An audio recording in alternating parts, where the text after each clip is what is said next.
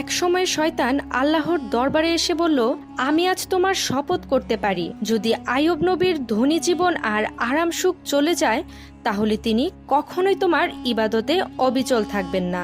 আল্লাহ তাআলা তাকে নবীর পরীক্ষা করার অনুমতি দিলেন এবং বললেন, ইচ্ছে মতো তুমি পরীক্ষা করো। ক্ষমতা পেয়ে শয়তান প্রথমে এক ভণ্ড আব্দুরূপী পথিক হয়ে আইয়ুবের কাছে গেল, কিন্তু আইয়ুব তার দুর্গন্ধ ও দারিদ্র্য দেখে তাকে আশ্রয় না দিয়ে চলে যেতে বললেন। এতে ক্রুদ্ধ শয়তান আরো ব্যবস্থা বাঁধতে লাগলো। শয়তান প্রথমে আইয়ুবের ফল বাগানে আগুন ধরালো, বাগান জ্বলে ছাই হয়ে গেল। ফল চাষিরা দৌড়ে খবর দিলেও আইয়ুব আল্লাহর উপর কৃতজ্ঞতা জ্ঞাপন করে বললেন, আল্লাহর সম্পদ যদি চলে যায় আমি চিন্তিত নয়। এরপর শয়তান বৃহৎ ধরনের ক্ষতি করে আইয়ুবের গবাদি পশু ধ্বংস করে দিল এবং অনেক রাখাল প্রাণহীন হলো। তবু নবীর ধৈর্য অটল রইল, তিনি বদলে যাননি, বরং বারবার আল্লাহর শুকরিয়া আদায় করলেন। শয়তানের তৃতীয় জাল ছিল নবীর সন্তানদের ধ্বংসের পরিকল্পনা। মক্তবের লোকশত্রুর প্ররোচনায় ছাদের ধস ঘটিয়ে আইয়ুবের 12 জন সন্তান একযোগে প্রাণ হারালেন। ওস্তাদ ভীত হয়ে নবীর কাছে এসে বলল, আমি অনিচ্ছাকৃতভাবে ছাদ থেকে বেরিয়েছিলাম আর ছাদ ধসে পড়ায় তোমার সন্তানরা মরণাপন্ন হলো। আইয়ুব এই ঘটনায়ও আল্লাহর বিষয়ে রাগ না করে কৃতজ্ঞতা প্রকাশ করলেন। শয়তান হতাশ হয়ে আবারও নতুন কৌশল ভাবতে লাগলো।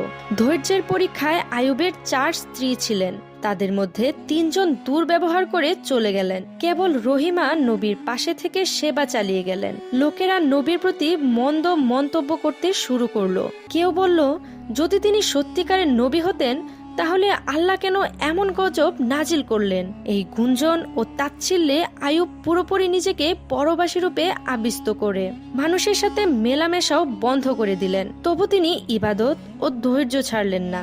শয়তান আবার দায়সারা কৌশলে নবীর কাছে ঘুমিয়ে থাকা অসুখ বাড়ালো। আইয়ুবের শরীরে ফোড়া ফোড়া জন্ম নিল, দেহের মাংস নষ্ট হতে লাগলো। স্ত্রী রহিমা নিঃস্ব হয়ে নগদ উপার্জনের জন্য মানুষের কাছে কাজ করতে গেলেও লোকজন ঈর্ষা ও ঘৃণায় ভরে উঠল। একে একে 7টি গ্রামেও ঠাঁই মিলল না।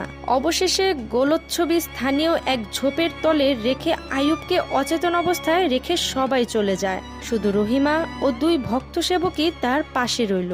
রহিমা লোকালয়ের দরিদ্রতায় কঠোর সংকটে পড়ে। অপর এক মহিলার কাছে মাথার অর্ধেক চুল কেটে বিক্রি করে সামান্য অর্থ নিয়ে আসেন স্বামীকে জীবন ও ঔষধ যোগাতে।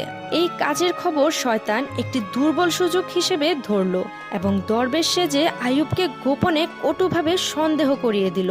রহিমা চুরি করেছে, মানুষ তাকে ধরেছে।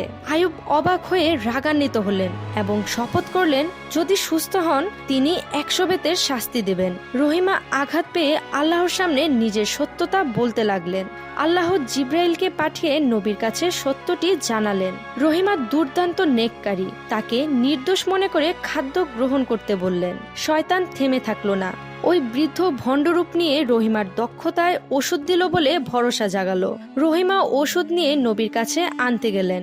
আইয়ুব প্রথমে সন্দিহান থাকলেও রহিমার অনুরোধে ওষুধগুলো বিছানার পাশে রেখে দিলেন। পরবর্তী রাত্রে তিনি আল্লাহর তাজ্জালি বা ইলাহি অনুগ্রহ অনুভব করতে না পারায় দুঃখিত হলেন। তারপর জিব্রাইল এসে জানালেন, বিছানার পাশে রাখা ওষুধগুলো ছিল শয়তানের তেজস্ক্রিয় প্ররোচনা, শারাব ও শূকরের গোস্তের দেহাবশেষের মতো অপদ্রব্য। সেগুলো সরিয়ে ফেললেই আল্লাহর নূর পুনরায় প্রদর্শিত হবে। ওষুধগুলো সরালে আল্লাহর তাজ্জালি ফিরে আসে এবং আইয়ুবের অন্তর শান্ত হয়। আইয়ুব নবী 18 বছর কঠোর রোগ ব্যথায় কাটালেন। তার শরীর কীটপতঙ্গের আক্রমণে নষ্টাবশেষে পরিণত হতে লাগলো, কিন্তু তিনি কখনো আল্লাহর ইবাদত থেকে বিচ্যুত হননি। সময়ের এক পর্যায়ে চোখ ও জিহ্বা ক্ষতিগ্রস্ত হলে তিনি কষ্টে কেঁদে আল্লাহর নিকট আবেদন করলেন, যদি এই 2টি ইন্দ্রিয় নষ্ট হয় তাহলে তার ইবাদত অসম্ভব হবে। আল্লাহ সুবহানাহু ওয়া তাআলা তাকে সুস্থ করার ঘোষণা দিলেন। জিব্রাইলের নির্দেশে আইয়ুব মাটিতে পা মেরে একটি জলস্রোত সৃষ্টি করলেন। সেই ফোয়ারা থেকে ওঠা জলে গোসল করে এবং পুষ্টি গ্রহণ করে তার দেহে নতুন চামড়া গজালো। ক্ষত নিখোঁজ।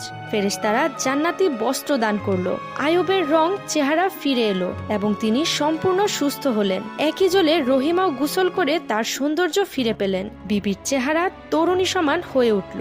তাদের বাড়ি ফিরলে দেখা গেল সবকিছু আগের মতোই। যা লুট হয়েছিল তা ফিরত এসেছে। সন্তানরাও জীবিত ও খেলছে। নবী পরিবারের কৃতজ্ঞতা ও আনন্দের সীমা থাকে না। পরিশেষে আল্লাহর পরীক্ষা সফল হলে নবী দম্পতি হৃদয় ভরা কৃতজ্ঞতায় আল্লাহর কাছে শুকরিয়া আদায় করলেন। আইয়ুবের শপথের ব্যাপারে জিব্রাইল পরামর্শ দিলেন, যদি তিনি 100 বেতের শাস্তির শপথ করেছিলেন তাতে ব্যথা না হয়ে পূরণ করতে 100 শুকনা গমের শীষ দিয়ে মৃদু আঘাত করলেই শর্ত পূরণ হবে।